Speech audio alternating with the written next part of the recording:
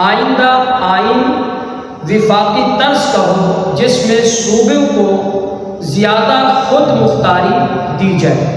Number 2، تمام صوبائی حکومتوں کو ایک ہی اصول پر داخلی خود مختاری دی جائے۔ نمبر 3، صوبوں میں اقلیتوں کو مؤثر نمائندگی دی جائے۔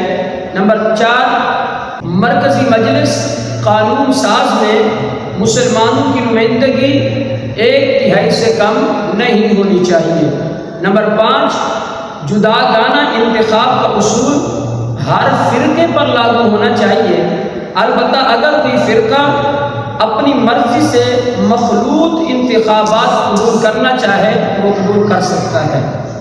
نمبر 6، اگر صوبوں کی حدود میں تبدیلی کرنا مقصود ہو تو اس بات کا خیال رکھا جائے